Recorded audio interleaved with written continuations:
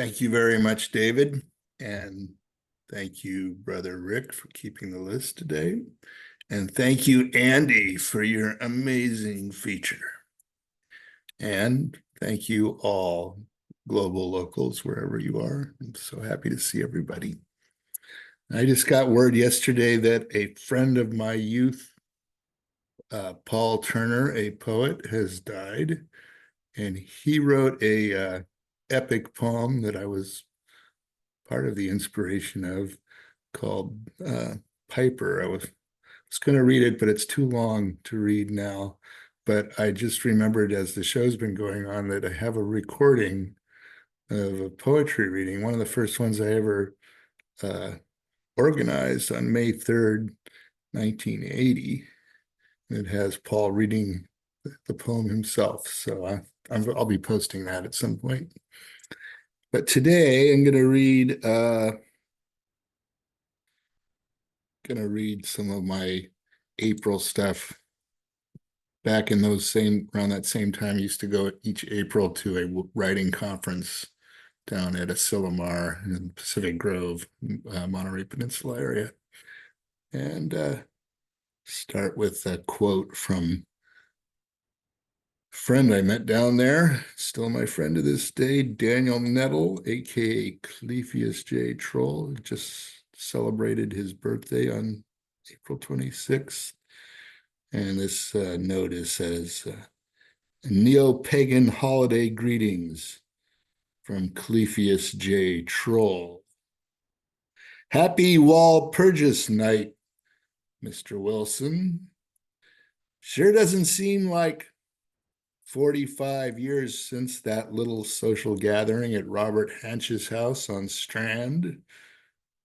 LSD and root beer, flying saucers, and that strange, ugly woman whose name escapes me. May Day means work for us these days, so I guess we must let younger, more indolent pagans carry on with the celebration. And tomorrow, Mr. I'm too good to be seen with trolls, Phipps, will be back home to receive the taunting he so richly deserves. Cleophius. On the nature of time. Adapt or perish, now as ever, is nature's inexorable imperative.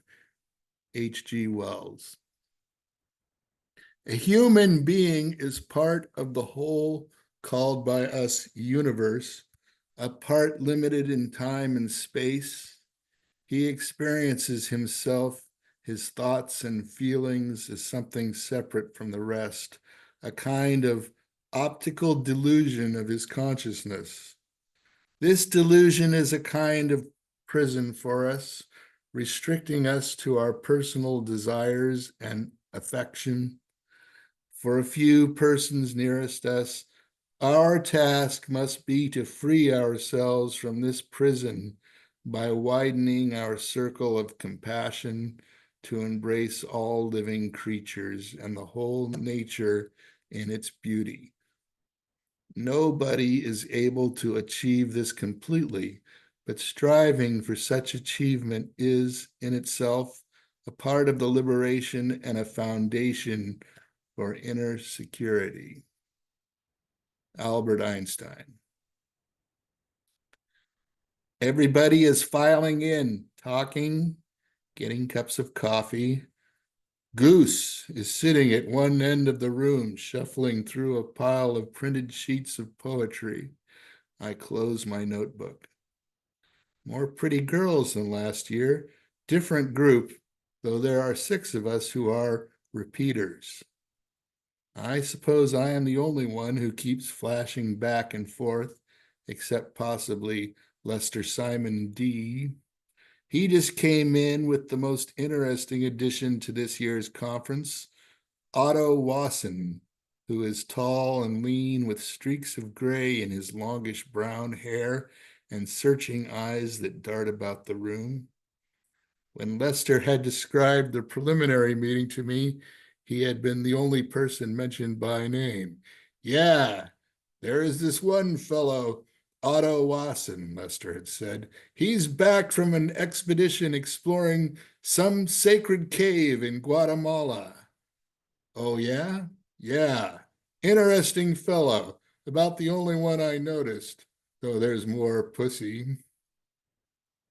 Everyone finally quieted down, and the first person began to read. It was Len Goethe, who had been my roommate the year before. Len had only started writing poetry after his 70th birthday. Pain, rain, bastards, let's see you try it if God really lived. Time is a streamlining, twisting arrow, Lady Elaine Fairchild read. Each piece was followed by extensive debate as to what the hell it meant. When it got to be my turn, I read, I have issues. C.H. Gustenson rapped on and on as we all zoomed off to private Idahos. At least I did, but still hooking into bits of phrases, certain words. He had us all fill out file cards with our names and numbers and also a description of what we plan to focus on at Asilomar. I put down conceptual art, fictional knowledge. This is going to be a strange trip. Other people I can't see too well yet, scattered around the room. It is going to be a long, strange trip. I keep breaking down and laughing. Not too cool, blows my composure. It is a bright and sunny day, and I am ready to raise the flag of anarchy over Asilomar yet another time, only this time controlled anarchy, I hope. What kind of planned freakout is this you are taking me on? Z.S. Roarshock, Book of Adjustments. And concluding with 3 more quotes. Tomorrow and tomorrow and tomorrow creeps in this petty pace from day to day to the last syllable of recorded time. William Shakespeare. 2 things are infinite, the universe and human stupidity. And I'm not sure about the universe. Albert Einstein. Finally, human history becomes more and more a race between education and catastrophe. H.G. Wells. Thanks all.